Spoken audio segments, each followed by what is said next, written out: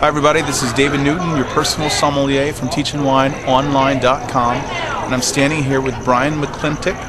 He is a master sommelier, and he has taken a little time to come to Divine and do a tasting. What was the winery that we were featuring today? Sommelier Vineyards. Okay, and the wines went over great, so we really appreciate him being here. I have some questions to ask him. As a sommelier, I have never had an opportunity to do this, so this is a privilege for me. So my first question for you is, what do you think is the most important role that a sommelier plays, a master sommelier? Considering the fact you wear a lot of different hats, what do you think is probably the thing that is at the top of your list? You know, it's really hard to tie down to one thing, but if you could encapsulate what a sommelier is in one sentence, I mean, the word by definition is we're wine stewards. We're servants. We're glorified servants, but we're servants. So our role, our function, is to serve, and it's in a restaurant format, aristocratic role. But at the end of the day, you're all about the guest and taking care of the guest, and that's what the court is all about, and that's what a sommelier is by definition. Okay.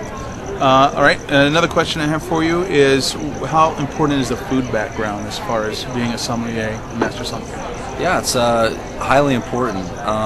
The role of food and wine, especially in the United States, is something that is not as prevalent as it should be.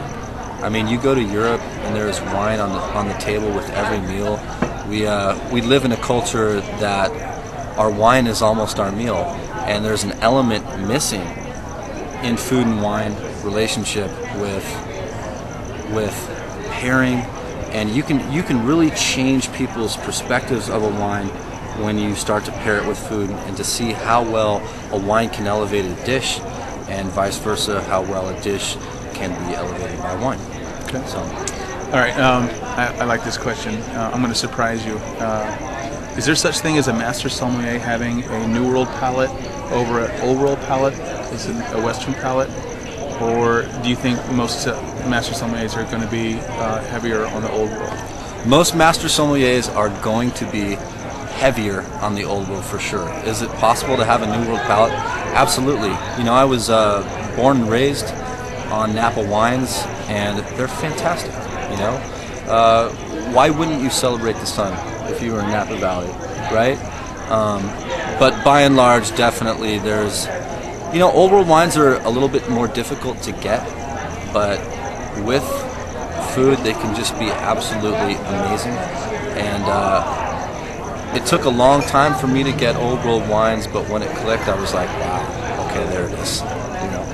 All right, what's your favorite variety? Riesling, hands down. I probably shouldn't. I want to keep it a secret because, especially German Riesling is one of the best values on earth. I mean, you can get a $10, $15 bottle of German Riesling, and this is in a class with any Burgundy, any Bordeaux, any great, powerful cult Napa Cab, all of the wines that you associate with the most expensive wines in the world. German Riesling at $15, $20 is that good, and I think the association with sweetness really mars that grape, but those are some of the most long-lived, beautifully pure, transparent wines that we have in this world. The last great value. All right.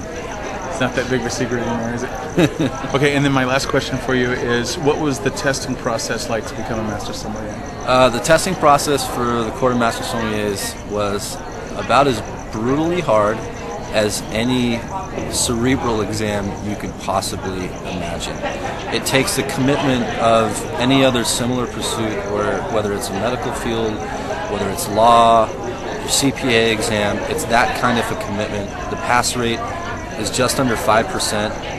In the 40 years that the test has been administered, there have been 180 master sommeliers in the world that have passed. So I think the failure rate speaks for itself.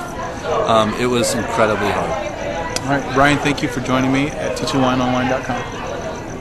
Thank you. Pleasure to be here. All right. I think we'll just